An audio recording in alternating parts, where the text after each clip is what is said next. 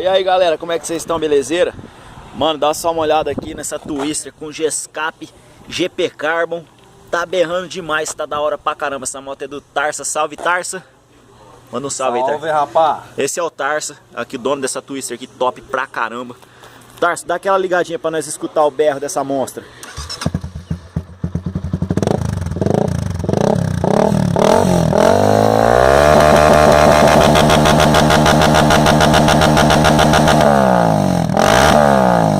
Tá berrando demais, velho. Vocês sentiram aí a pressão, né? Mano, a moto tá fazendo um barulho estrondoso. E o desempenho, você acha que melhorou, Tarso? Melhorou, velho. Melhorou. A moto teve ganho aí, ó, em arranque, né? Teve ganho no velocidade final, chega mais rápido na velocidade final. 22.4, ela pulou pra 24. Olha aí, ó. Ela pulou de 22 cavalos pra 24. Então teve um ganho aí de 2 cavalos. Uma moto quase 5 cara. Tá ótimo, Tarso. Considerar, né? É sim, Tarso. Valeu aí, viu, brother? É nóis, mano. Tudo nosso, aquele abraço. Quase ligamos.